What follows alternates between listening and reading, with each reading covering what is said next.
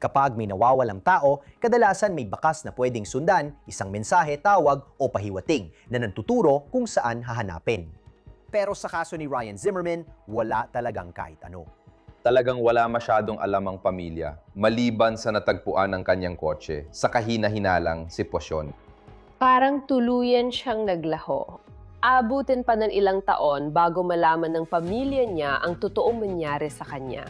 Tanggapan ng Sheriff ng Mercer County. Naglalakad ako kasama ang aso ko nang mapadaan kami sa mga butong mukhang buto ng tao. Nangako ang aming mga detective sa pamilya na gagawin ng tanggapan ng Sheriff ng Mercer County ang lahat para makuha ang mga sagot sa nangyari. Na hindi lang namin isasara ang kasong ito, hindi namin sasabihin na masyadong komplikado ito dahil naramdaman naming utang naming ibigay ang mga sagot sa pamilya ni Ryan. Nantanong ka kung ikaw ay inaaresto. Ikaw ay dadalhin sa kustodya. Ikaw ay ipubuk doon. Hindi! Umiga ka sa lupa!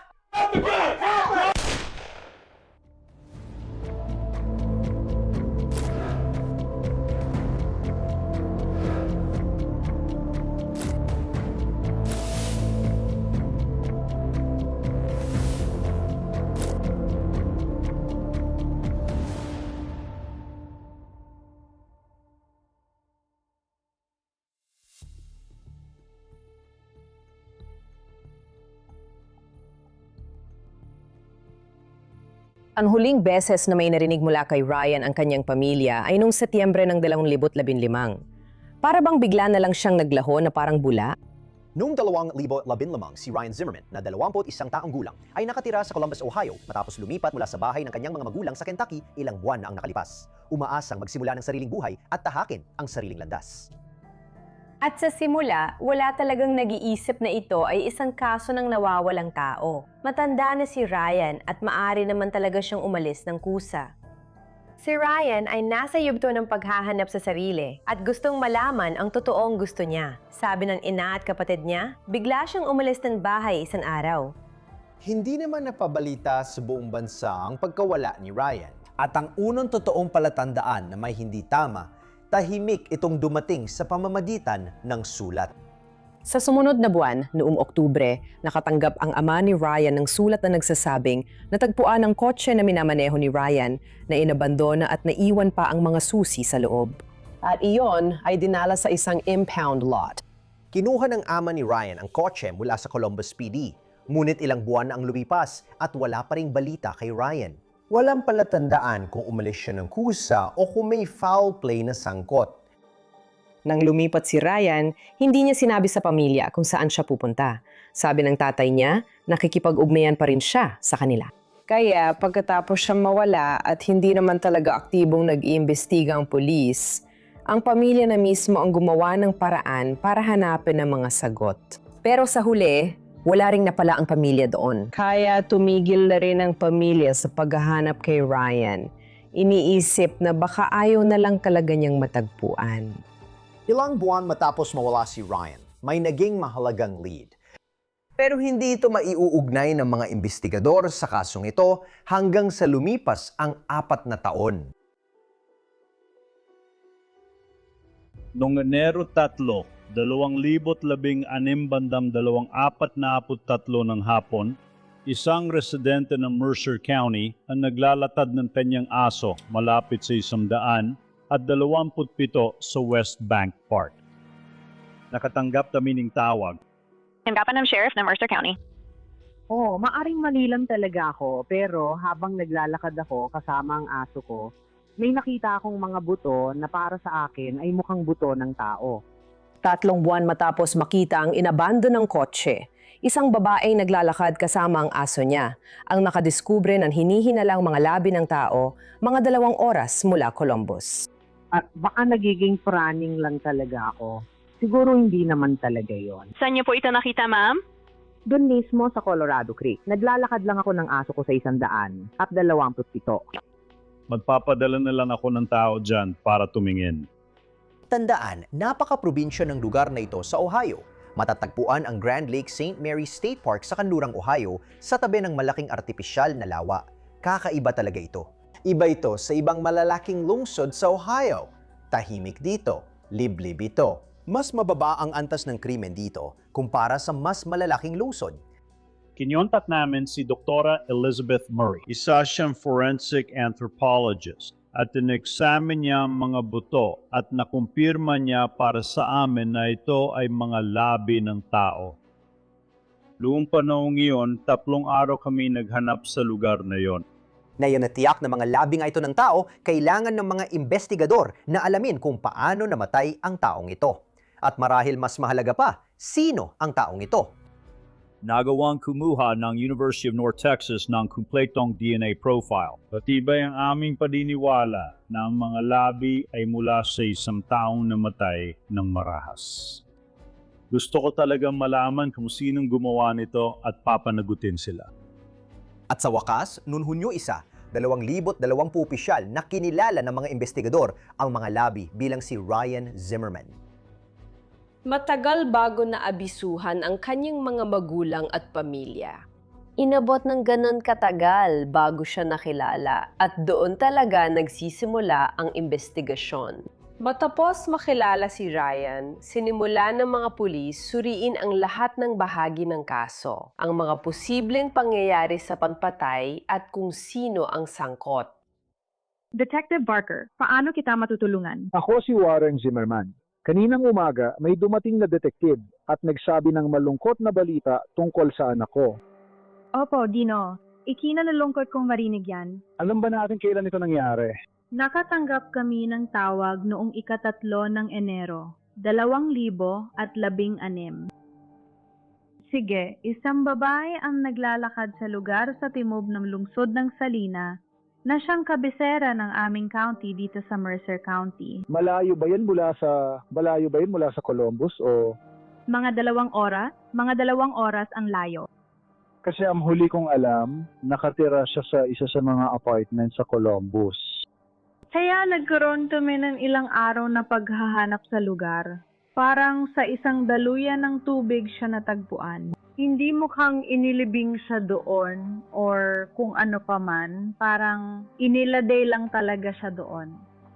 Matapos ang masusing paghahanap sa lugar, napag-alaman na may ilang bahagi ng katawan na hindi natagpuan, tulad ng ulo, mga braso, mula siko pababa, at mga binti mula tuhod pababa.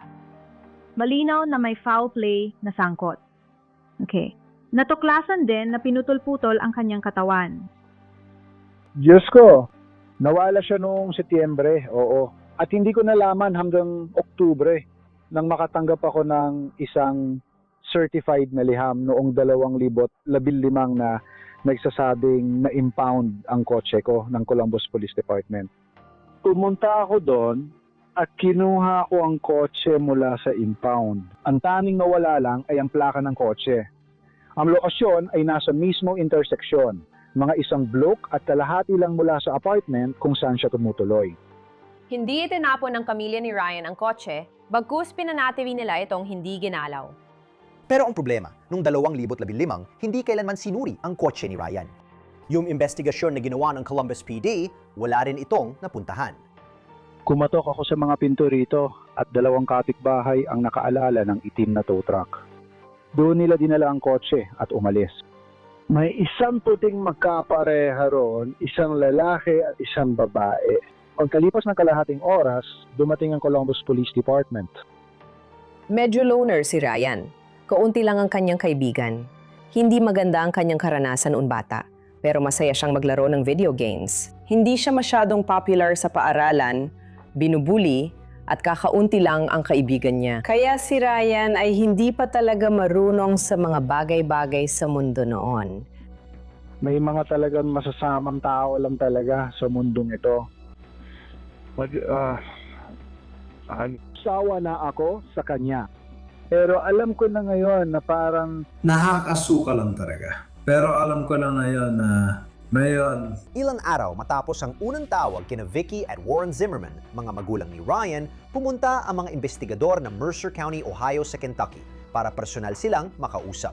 At ito ang unang pagkakataon sa loob ng maraming taon na napilitan silang balikan ang mga alaala na ngayon ay konektado na sa isang investigasyon ng pagpatay.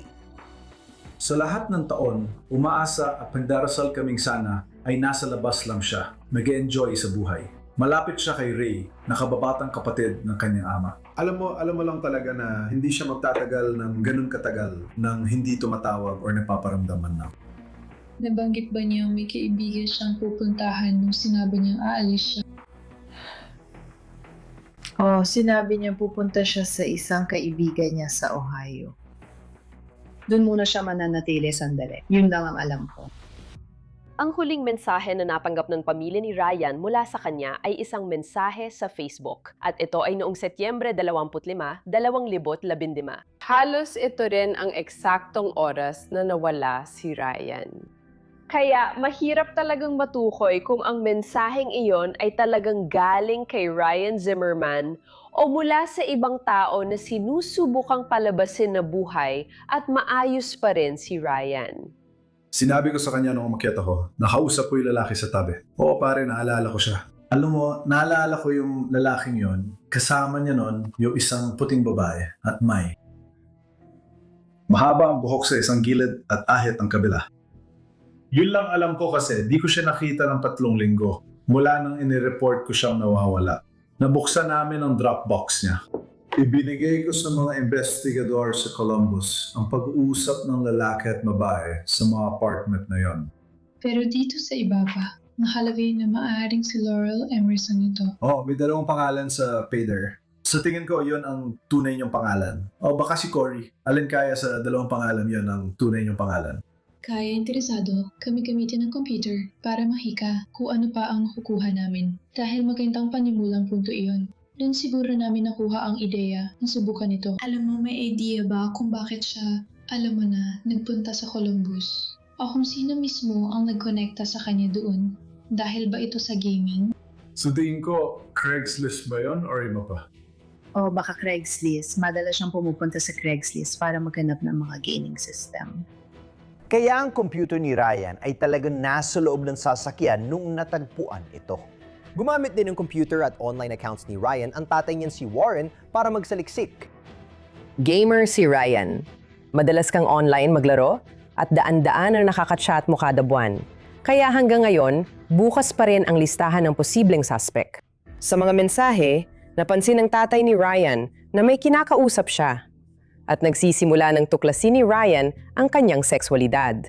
At nagsisimula na siyang mag-isip tungkol sa posibilidad na mag-transition mula lalaki patungong babae. At nagpo-post siya ng mga ad online para makahanap ng mga taong kapareho niya ng iniisip. Kailangan nilang balikan ang mga pangyayari. Sino ang kachat ni Ryan? Kanino siya nakitira sa Ohio? Baka mahalaga ang mga pangalan na Cory at Laurel para malaman ang nangyari kay Ryan. May mga kausap siya online. Kahit sinong investigador na kilala ko, agad maalarma at isipin, dito ako magsisimula. Sinuri ng pulisya ang lahat ng digital na impormasyon ni Ryan, lahat ng datos na kaya nilang makita. At aktibo talaga si Ryan sa social media.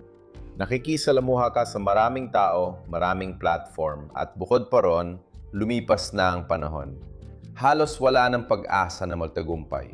Keyword searches. Pagkatapos, tingnan natin ang tono ng mga pag-uusap. Sinisimula natin tukuyin kung saan ang pinaka-consistent, pinaka-komprehensibo, at kung sino pa ang aktibong kasali sa pag-uusap. Malawak muna ang saklaw natin, tapos unti-unti natin hinihipitan ang focus. Kaya ilang tradisyonan na paraan ng investigasyon na nagsimula sa pagsusuri ng digital na ebidensya ay nadala sa mga pulis sa isang apartment complex sa Ohio. Nakipag-ugnayan ng autoridad sa apartment complex para makakuha ng impormasyon, kaya unti-unting naging malinaw ang sitwasyon. Ibinigay sa kanila ang mga pangalan na sina Cory at Sarah Buzzard, isang mag-asawang nanirahan sa isang unit doon sa complex.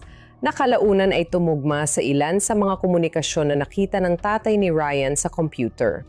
Ang pag-uusap nila ay tungkol sa pag-analaya ni Cory kay Ryan na tumira kasama nila ng kanyang asawa na si Sarah dahil naghahanap sila ng posibleng ikatlong tao sa kanilang relasyon. Nagkaroon na ba si Ryan ng relasyon na alam niyo? Hindi. Nabanggit pa niya ito sa inyo, Laurel or Cory? Kasama ko si Harmony.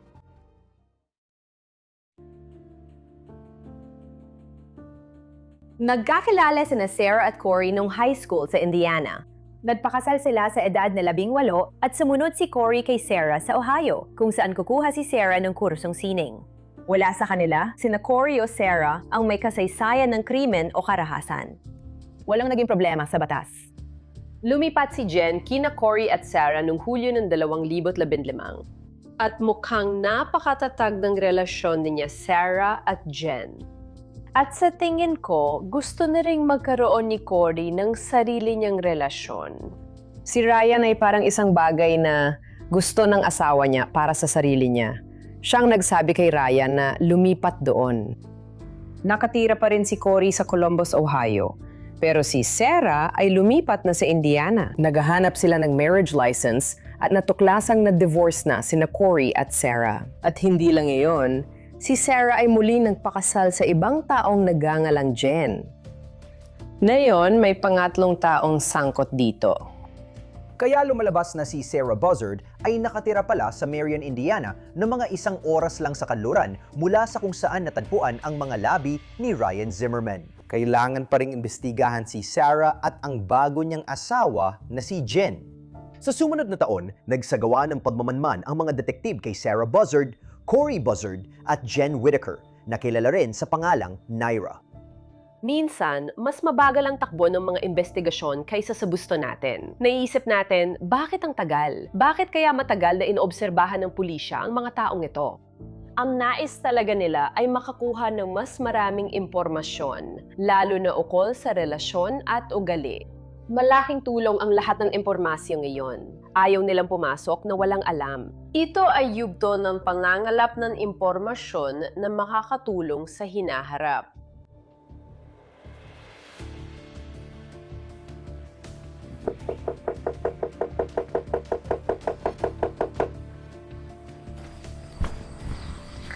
Corey. May maitutulong ba ako sa'yo? Oo, kailangan ka naming makausap. May kaso kaming tinatrabaho at nabanggit ang pangalan mo bilang saksi. Sige. Pwede ka bang sumama sa amin papunta sa tanggapan ng hukuman? Hindi. Sige. Gusto mo bang mag-usap dito? May summons papel? Wala. Noong Agosto 25, 2021, pumunta ang mga investigador para kausapin si Corey. Sa puntong ito, nag-asawa na si Corey ng ibang babae at sinabi sa kanya na maaring saksi siya sa pagpatay kaya gusto siyang makausap. Walang problema. Wala akong warrant of arrest, Corey. Gusto lang kitang makausap dahil lumabas ang pangalan mo bilang saksi sa isang kaso. Anong kaso? Isang pagpatay. Pagpatay? Isang pagpatay. Hindi pa. Wala akong naalala na saksihang pagpatay. Sige, kung ganoon, hindi ito tatagal. Gusto mo bang sumama ako sa iyo ngayon, ha? Mas maganda sana, oo. Sa ganitong paraan, matatapos na natin agad ito at maayos na. Ihahatid ka namin doon. Pwede ka namin ihatid pabalik. Sisiguraduhin namin makakauwi ka ng maayos. Sige, sandali lang. Agad-agad, naging medyo palaban siya. Ayaw niyong makipag-usap sa mga investigador. Parang mailap siya at hindi talaga handang makipagtulungan. Ano ang meron? Hindi. Corey, pwede ba kitang makausap kahit sa likod ng pinto? Hindi kami aalis, Corey. Kailangan nating mag-usap. Hindi ako komportable magbigay ng impormasyon ng walang abogado. Hindi mo pa alam ng buo ang pinag-uusapan natin. Yun nga ang dahilan. Tungkol ito kay Ryan. Hindi ko kilala kung sino si Ryan. Si Ryan ay tumira sa inyo ng ilang panahon.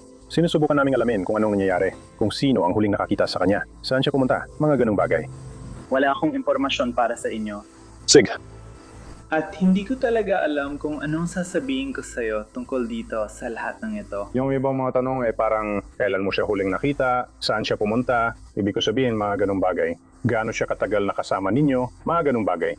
Hindi, wala akong alam sa kung ano sa sinasabi mo. Sige. Ibig sabihin, hindi mo kilala si Ryan? Palagi ko yan sinasabi, ang pagiging hindi nakikipagtulungan ay hindi normal na asal.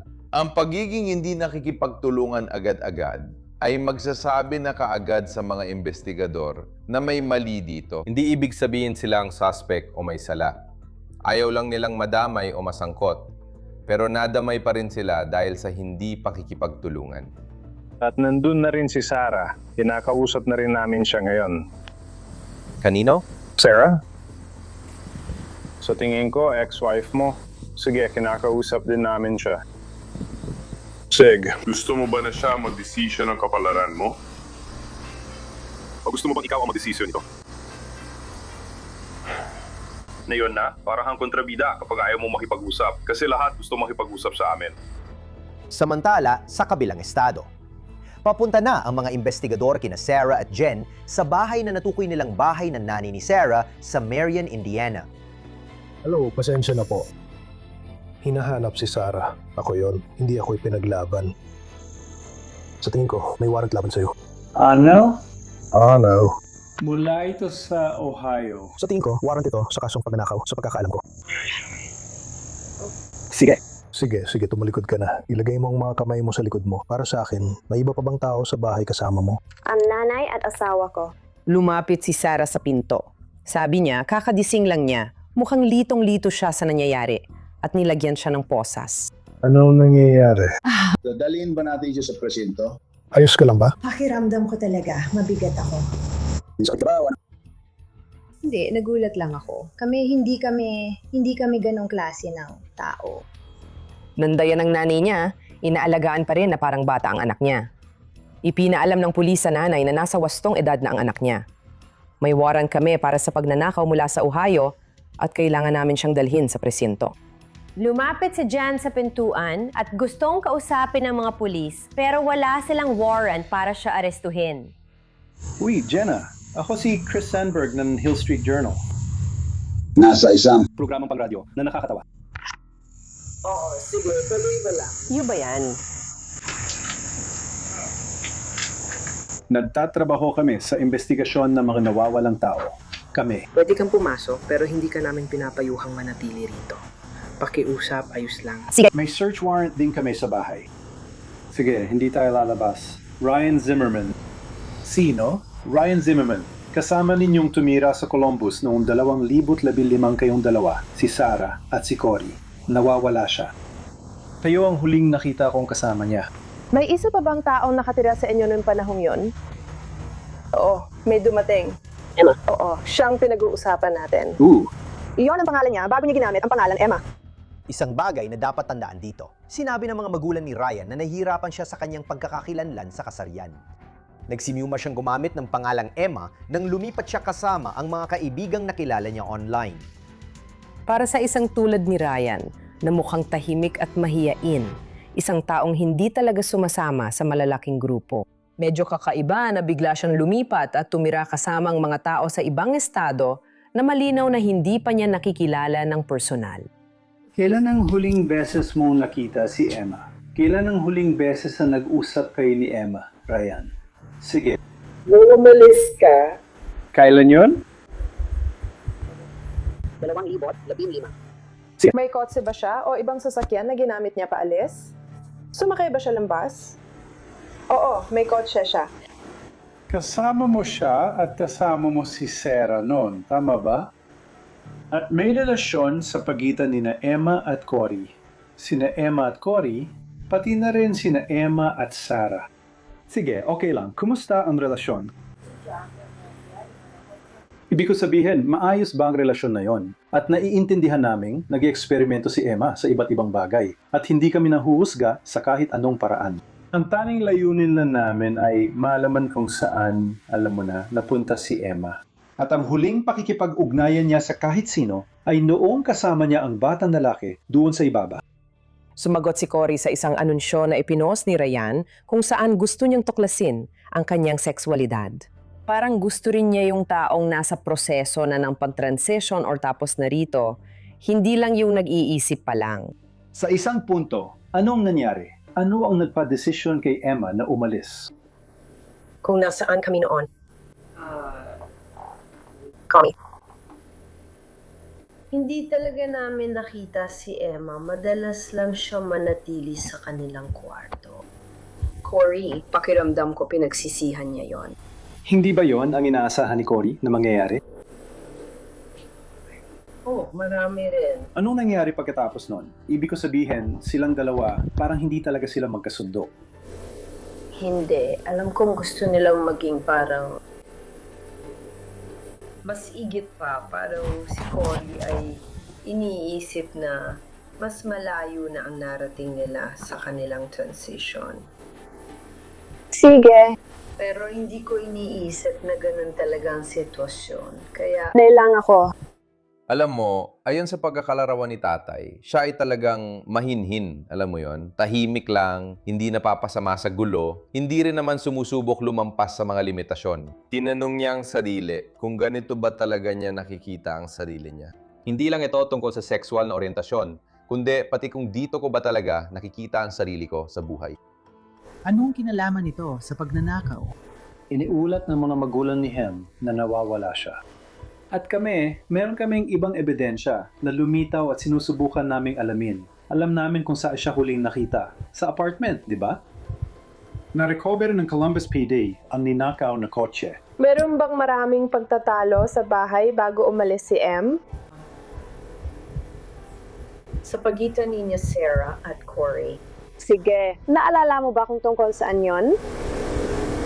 No yan. Ako. Gusto ni Cory ng pangatlong tao sa relasyon, pero hindi talaga ako naaakit sa mga lalaki. Kaya hindi talaga yon uubra. Kaya naghanap siya ng sarili niyang live-in partner. Kaya nagkaroon kaya ng magulong sitwasyon ng kasal kung saan pareho silang may relasyon sa iba na alam at may pahintulot ng bawat isa.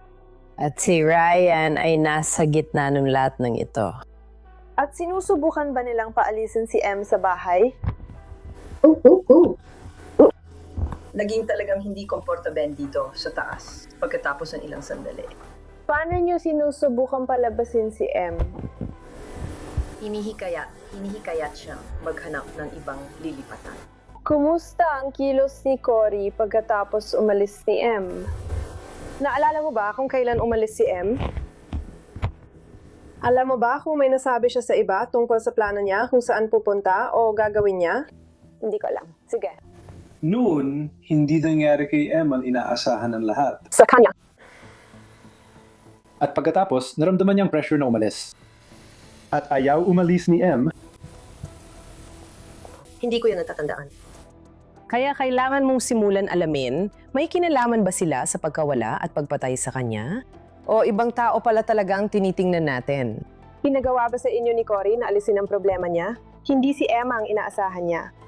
Hindi nakita sa mga selfie, lumabas ang gusto ni Cory. Sobrang mahiyain at mailap si Emma, hindi siya ang inaasahan ni Cory. Laging nagtatalo sina Cory at Sarah. Alisin na lang natin ang problema. Sige, bakit?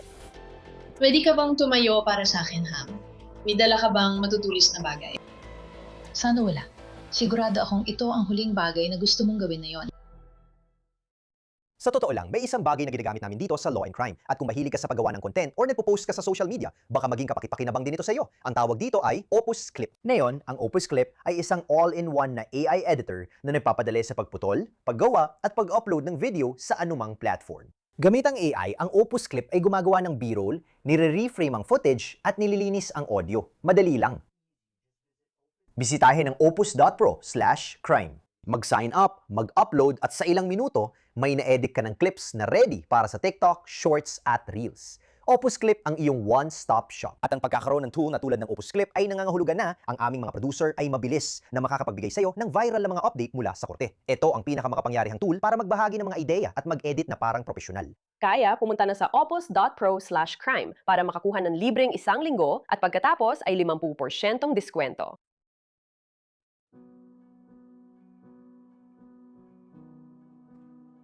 Iniimbestigahan namin ang nangyari noong nakatira ka sa Columbus. Sige. Talang taon o panahon ka nakatira sa Columbus? Kasi doon ako nag-aral ng kolehiyo. Kaya 2010 yon. 10? Si? Pagkatapos ko magtapos, ilang taon din akong nanatili roon. Gumamit ang mga detective ng taktika na sabay ini-interview ang 2 posibleng suspect sa kasong ito. Kaya mas malaki ang tsansa mong makuha ang totoo o may magsabi ng impormasyon dahil hindi nila alam kung ano ang sinasabi ng isa't isa. Mahinahon magsalita si ate at mukhang kalmado. Pero sa parehong oras, halata rin kinakabahan siya. na nakaka-interes para sa akin. Hindi naman siya nagsisimulang manginig. Hindi siya nagsimulang magpanik o magtaas ng boses o maging palaban. Kaya doon ko naisip, iniisip ba talaga niya na para lang ito sa isang pagnanakaw? At habang tumatagal ang interview, makikita mo mas lalo ng kinakabahan si Sarah. Parang hindi lang ito simpleng pagnanakaw kasi. Alam niya sa isip niya ang isa pang malaking issue na si Ryan Zimmerman. May roommate ka ba? Ang asawa ko nun. May pinatira ka bang roommate o may ganun ba? Sa huling apartment ko, kaibigan sila ni Cory. Wala naman ako masyadong kinalaman sa kanila. Sino yung kaibigan niya? Hindi ko na maalala ang totoong pangalan nila, pero tinatawag namin silang Emma. Sabihin mo sa akin ang alam mo tungkol kay Ryan. O kaya si Emma. Medyo sensitive ang paksa ito. Ang asawa ko noon ay may mga sexual na interes. Si Cory ay may ganitong ideolohiya na. Ang perfectong relasyon ay nangangailangan ng tatlong tao. At ang buong dahilan kung bakit siya nakipag-ugnayan kay Ryan ay para gawin siya ang ikatlong tao. Pero ako, malinaw na hindi ako sumang-ayon doon. Matagal silang nag-usap online at inimbitahan niya sila na tumuloy sa amin. Na ayaw ko talagang mangyari. Pero sa madaling salita, nangyari pa rin. Kaya nagmaneho sila. Sa kasunduan na magbabayad sila ng bahagi ng renta. At sa tingin ko, binigyan ko sila ng 3 buwan para makahanap ng trabaho at sarili nilang matitirhan, na hindi naman nangyari. Kaya napilitan si Cory na paalisin siya at umalis naman siya dahil sa tingin ko ay nakahanap siya ng bagong nobyo o kung ano man at nabanggit niya na baka doon na siya tumira o tignan muna kung paano ang takbo ng mga bagay. Hanggang doon lang ang alam ko. Madaming beses natin nakikita na ang mga tao ay nagiging defensive o madaldal o agad na pinag-uusapan ang issue kahit hindi pa tinatanong ng mga pulis. At iyon ang isang bagay na hindi niya ginawa. Ikinuwento niya ang balangkas ng kwento na nag-uugnay sa lahat pero mas marami pang mangyari sa kwento. Nandun ka ba nung umalis si Emma? Medyo. Alam ko na nakiusap sila sa akin na bigyan ta sila ng isa pang pagkakataon. Pero sinabi ko na masyado na akong nagbigay ng maraming pagkakataon at sa huli, si Cory ang magdedesisyon. At naalala ko silang nag-iimpake. At alin man sa dalawa, pumunta ako sa tindahan o nasa ibang kwarto ako. Hindi ko maalala. Basta, hindi ko talaga matandaan. Sino-sino mga nasa bahay nun? Ako. Si Cory ay wala. At pagkatapos, ang aking nobya ay naroon. Ang alam ko lang, 1 minuto nandun si Emma, tapos sa susunod, wala na siya. Kakaalis lang niya, may biglang huminto. Sumakay siya sa kotse at umalis. Akala ko babalik siya kasi iniwan niya ang kotse niya. Pero hindi na siya bumalik at hindi na rin kami nakarinig ng balita mula sa kanya. Anong sinabi ni Cory tungkol dito? Parang sinabi niya na buti nga sa tingin ko. May 4 na taong sangkot. Sa puntong ito, naghiwalay na sina Cory at Sarah. Hindi talaga magkasundo sina Cory at Jen. Hindi rin magkasundo si Ryan kina Cory, Jen o Sarah. Sama-sama silang nakatira sa masikip na lugar. Maraming komplikadong relasyon. Mataas ang tensyon sa apartment na ito. Nabanggit mo na nakiusap siya sa'yo. Nabigyan mo pa siya ng isa pang pagkakataon o kung ano pa man. Kwentuhan mo pa ako tungkol doon. Umiyak siya. At ako, alam kong sinabi kong pasensya na, pero si Cory pa rin ang magdedesisyon sa huli. At kung sabihin niyang kailangan mo nang umalis, kailangan kong sumang-ayon. At pagkatapos, tinanong ko siya kung may iba pa siyang matupuntahan. Doon niya nabanggit na may iba pa siyang nakilala at napapalapit na siya sa taong iyon. Kung minit na usapan, ayaw rin naman yung umalis. Gaya ng sa unang pag-uusap namin, kalma lang ako. Siya ang medyo emosyonal. Walang sigawan o kung anumang ganon. Hindi naman naging physical. Hindi talaga. Kwento mo sa akin ang araw na yon. Anong naalala mo nung umalis si Ryan? Nasa kusina kami ni Jen, nagkakape o nag-iinom ng alak o kung anuman. Nakaupo kami sa mesa sa kusina. At bumaba si Ryan dala ang kanyang bag. Medyo awkward kaming nag-usap ng kaunti. At pagkatapos ay may humiintong sasakyan sa harap ng apartment. At pagkatapos ay nagpaalam siya at umalis nang walang ano-anong eksena. Nagbalik ang usapan tungkol sa kotse ni Ryan. Si Sarah na kinasuhan ng pagnanakaw ng sasakyan ay walang dahilan para imaneho ang kotse, ngunit nagbigay ng mahina at walang kwentang paliwanag na tila para pagtakpan ang anumang posibleng ebidensiyang forensic na naiwan. Anong klaseng kotse ang meron siya? O anong kulay? Mga ganun bagay. Alam kong luma ang kotse niya. Siguro madilim na pula, parang maroon. Parang kulay maroon ang buong kotse. Nakasakay ka na ba sa kotse niya? Oo! Bumalik pa siya para kunin yun? Alam ko na nawala yun.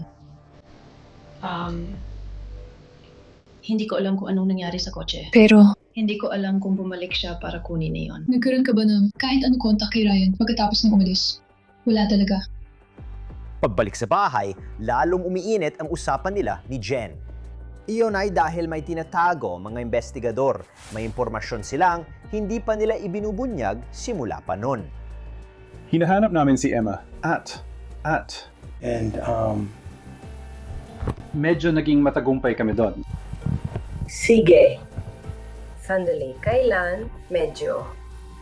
Ano man ang nangyari kay Emma, nangyari yan sa apartment kung saan kayo tumuloy.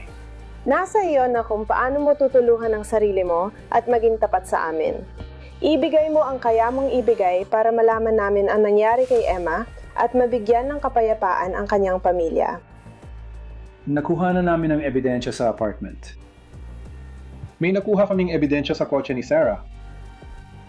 Dugo. Teka, ha? Ano? At bahagi ng katawan ni Emma ay natagpuan. Pinagputol-putol ito. Heto ang punto. Aksidente ba ito?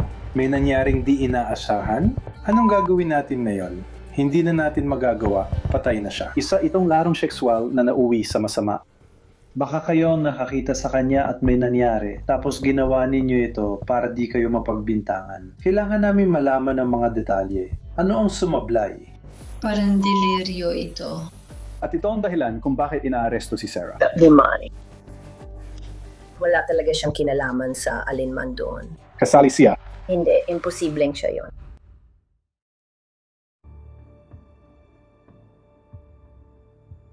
Lahat sila nagpapanggap pero ayaw na talaga nilang andyan pa yung taong yon kasi pabigat na siya sa bahay. Oo, ayun na nga. Bigla siya umalis at nawala isang araw. Sandali lang. Mula sa magkasamang nakatira, biglang hindi na kayo magkasama. Pero walang nagtatanong kung nasaan na siya. Babalik pa kaya siya? Kaya sa tingin ko, otomatiko na, alam mo na, bilang investigador, sasabihin ng karanasan mo na may hindi nagsasabi ng buong katotohanan tungkol sa nangyari dito. Dito na papasok ang matibay na ebidensya dahil nagawa na ng mga investigador ang kanilang masusing paghahanda. Nakakita sila ng medyo maraming dugo. Mukhang nagpapahiwatig ito na may naganap na foul play sa apartment na iyon. Mukhang sinusuportahan nito ang ideya na maaring pinatay si Ryan sa apartment.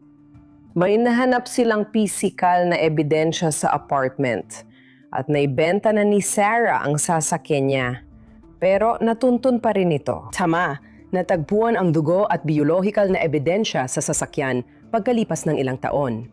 Nang suriin ng pulisya ang telepono ni Sarah at search history, nakita nila ang mga nakababahalang paghahanap, lalo na tungkol sa jugular.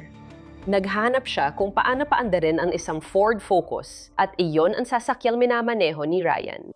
Pagkatapos, may nasave siyang kakaibang likhang sining, larawan ng naputol-putol na katawan. Sa tingin ko, may mga senyales na nagbabala sa mga pulis.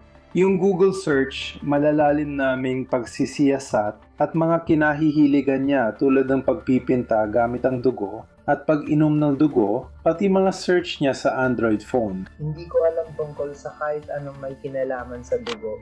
Alam namin na si Sarah ay nag-research ng todo ng alauna ng madaling araw kung paano paandarin ang Ford Focus.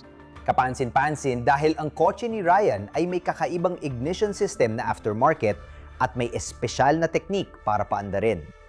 Iniwan ang kotse ilang block mula sa apartment gamit ang tow truck dahil hindi na ito mapatakbo. Ninakaw ang plaka ng kotse.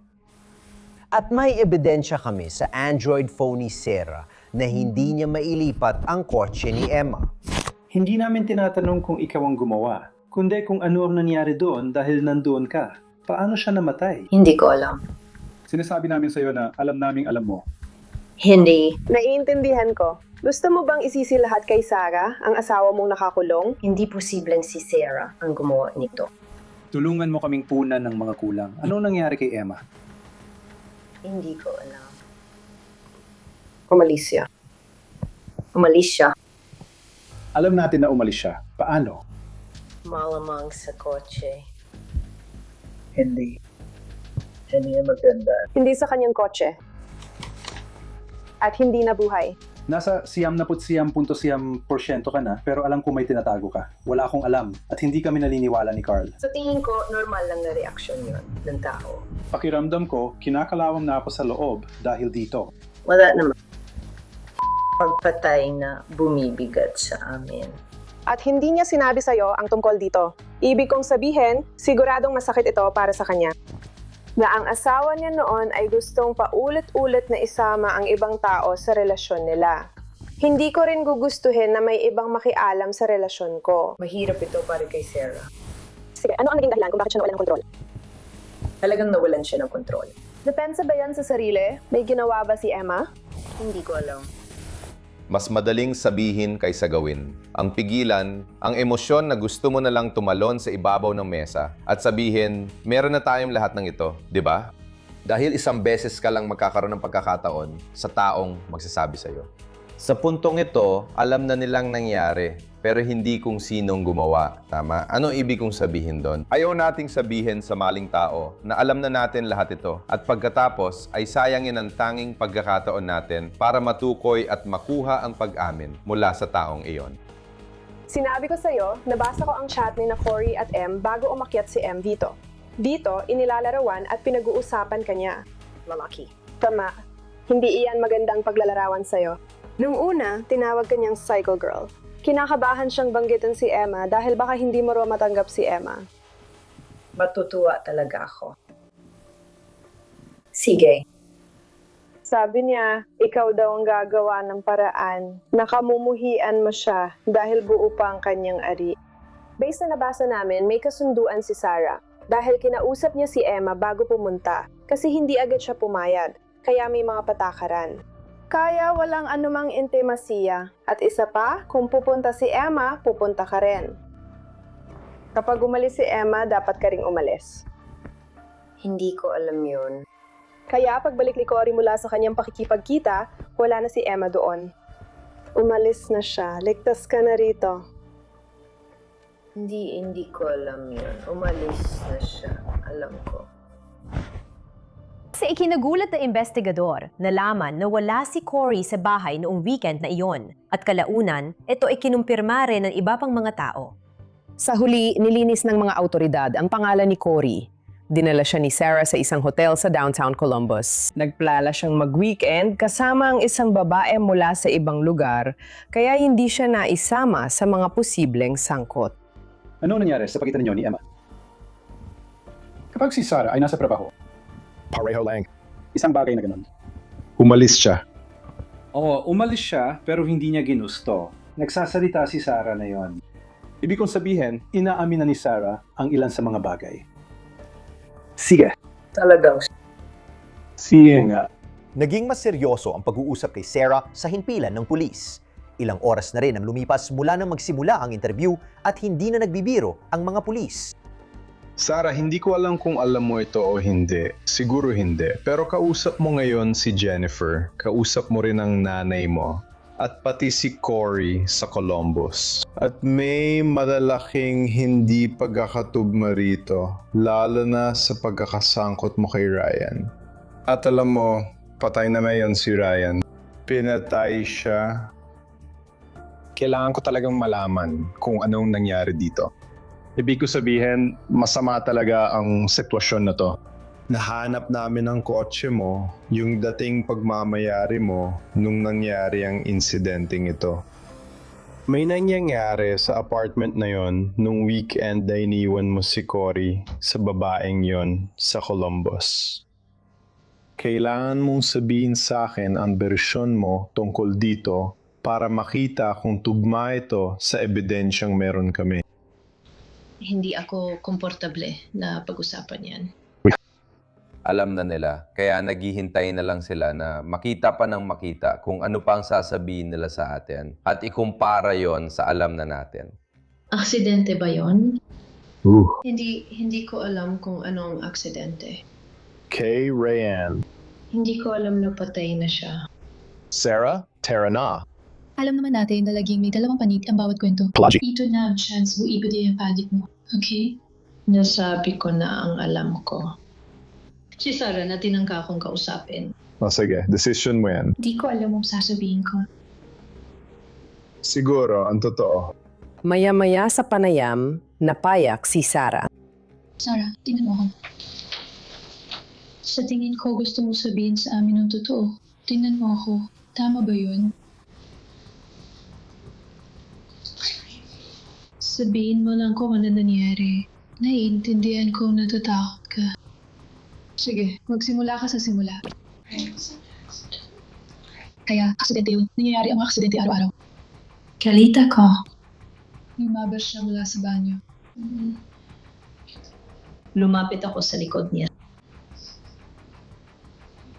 Nilagay ko siya sa chokehold at pinabagsak. Nawalan siya ng malay. Sige. Okay. Kung tutuusin, hindi ko siya binitiwan. At pagkatapos, huli na ang lahat. Kailangan ko lang gawin. At pagkatapos, hindi ko na alam ang gagawin ko. Bakit mo ginawa ang ganon? Nasaan si Jen noong oras na yan? Nasa ibaba siya. Anong ginagawa niya? Sige. Umakyat siya.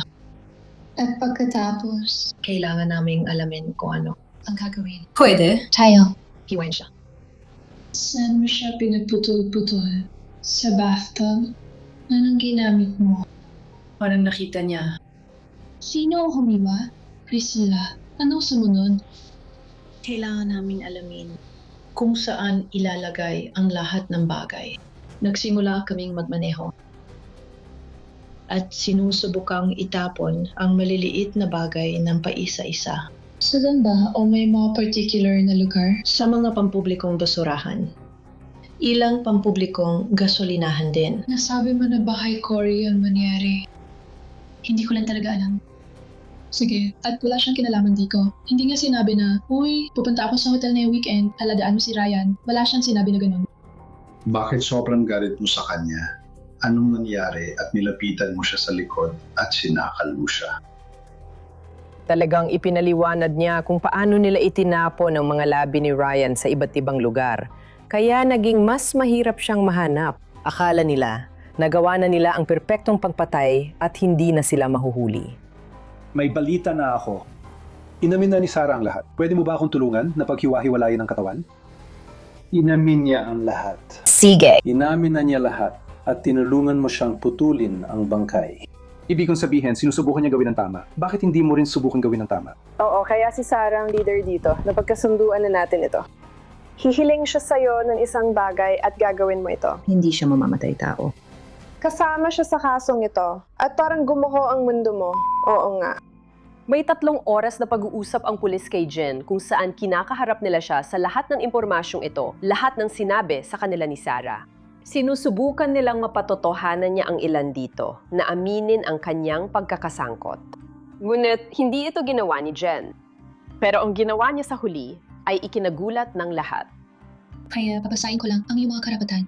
Sige, magsisimula tayo doon. At pagkatapos, ay maaari tayong mag-usap. Hindi ko alam na siya ay pinatol-putol hanggang sa sinabi niya sa akin. Alam mo ba na patay na siya? Hindi, nasabihin mo lang sa akin. Hindi sa umalis siya. At saka may nakilala siyang isang tao na... Tapos, alam mo na, gumawa nun sa kanya. Ang tanging 2 tao lang sa bahay na yon nung weekend na yon na alam nating doon nangyari o sa mga araw na wala si Cory ay ikaw, Ryan, Emma at Sarah. Anong laman ng bag mo? Hindi ka komportable at kalmado. Kaya, Jen, gaya na pag-usapan natin, tinanong mo kung ikaw ay inaaresto. Ikaw ay dadalhin na sa kustodya. Isa siyang detective ng kagawaran ng pulisya ng lungsod ng Marion. Ikaw ay ipoproseso doon. Hindi. Babalik kami agad.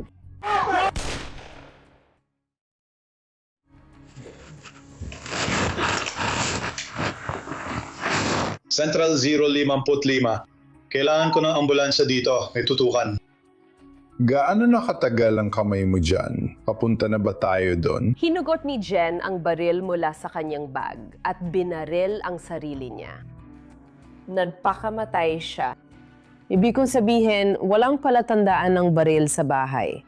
Basta sitwasyon kung saan maraming sagot ang namatay kasama niya noon na sa tingin ko ay nakakasama sa tunay na pag-alam ng buong kwento. 055, may biktima ba tayo?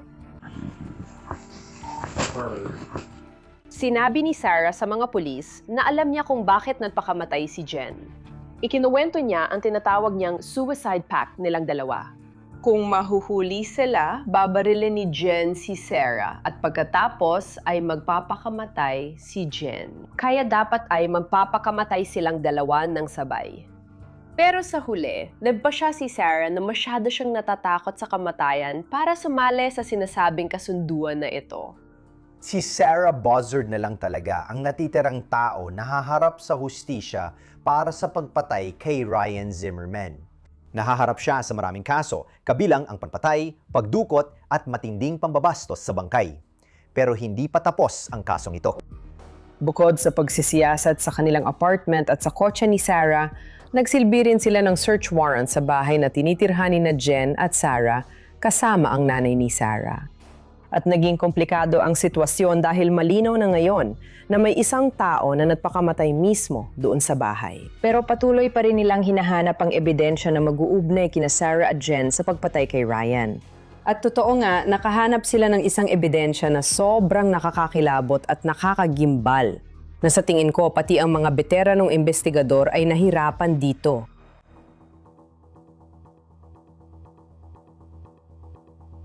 Sa puntong ito, marami ng ebidensya ang mga investigador para kasuhan si Sarah sa krimeng ito. May ebidensya sila mula sa apartment at kotse, pati mga pahayag niya na tumutugma sa ibang ebidensyang nahanap nila. Pinakamalaking ebidensya sa kasong ito ay nakita nang maghanap sila sa bahay ng ina ni Sarah. Bahagi lamang ng mga buto ni Ryan ang natagpuan. Ang isang bagay na hindi kailanman natagpuan ay ang kanyang ulo. Ngunit natuklasan ng mga pulis na ang kanyang ulo ay nasa isang kalderong pangsabaw sa loob ng isang kahon sa garahe ng nanay ni Sarah. Isa itong nakakagulat na balita. Hawak ng mga babaeng ito ang ulo sa loob ng maraming taon. Kasama nila ito tuwing nilipat sila ng tirahan. Una, nilagay nila ito sa freezer ng apartment sa likod ng frozen na gulay. Tuwing dilipat sila ng bahay, dinadala rin nila ito. Hindi malinaw kung hindi lang nila alam saan itapon yun o baka itinuturing nila itong parang tropeo. Pagsapit ng Disyembre 2021, naharap si Sarah Buzzard sa posibilidad ng parusang kamatayan. Kaya nagpasya siyang mag-plea. Inamin ang kasalanan sa isang bilang ng aggravated murder dahil sa pagpatay at pagputol-putol ng katawan ni Ryan na kilala rin bilang Emma. Ngayon, matapos ang plea na ito, inalis na ang parusang kamatayan bilang opsyon. Habang pumapasok si Sarah Buzzard sa korte para sa hatol, maaaring gugulin niya ang natitirang buhay sa kulungan. Tinatanggap ko ang responsibilidad sa pagkamatay ni Ryan at pagsisikapan kong itama ang sarili ko sa natitirang buhay ko sa pamamagitan ng mabubuting gawa. Sa tingin ko, naramdaman niyang tama lang ito sa isip niya. Siguro ang sakit na galing kay Ryan ang dahilan ng kanyang pagbibigay katwiran.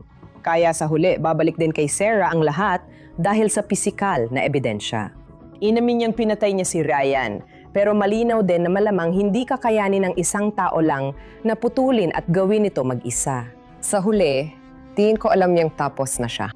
Nakatakas siya ng ilang taon, pero panahon na para pagbayaran niya ang ginawa niya. Hindi makikilala ng mga anak ko si Tito Ryan. Hindi nila makakausap si Tito Ryan at hindi nila makikita ang mga pagkakapareho na nakikita ko. Hindi nila mararanasan na ipaglaro kay Tito Ryan. Sigurado, magugustuhan nila yon. Medyo nabigla ako na, alam mo yon, ginawa niya yung ginawa niya, na parang, sige, aakuin ko na lang. Pero sa tingin ko, gusto lang talaga niya maiwasan ang parusang kamatayan. At heto nga, nabigyan naman siya ng pagkakataon na yon. Si Sarah Buzzard ay hinatulan ng habambuhay na pagkakakulong. May posibilidad siyang makalaya matapos magsilbi ng 30 taon. Kung isipin mo mula noong araw na napatay si Ryan Zimmerman hanggang sa nalutas ang kaso. Mula sa mga lihim na itinago ni Jen at Sarah ng matagal na panahon. Sa mga pulis na nagtutulungan para mahanap ang pisikal na ebidensya, ito ay talagang isang napakabigat na kaso. Pero sa huli, nasagot nito ang tanong kung ano ang nangyari kay Ryan Zimmerman. Dahil dito at sa pag-amin ng kasalanan, umaasa kang nabigyan ng pagkakataon ng kanyang pamilya na makapagpatuloy. Paalala rin ito.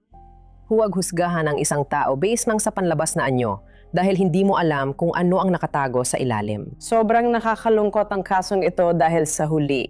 Si Ryan ay isang napakabatang lalaki na sinusubukan lang hanapin ang kanyang lugar sa mundong ito at kung saan siya nababagay bilang isang tao. At may mga tao na sinamantala yon, mga taong mas marami ng karanasan sa buhay kaysa sa kanya.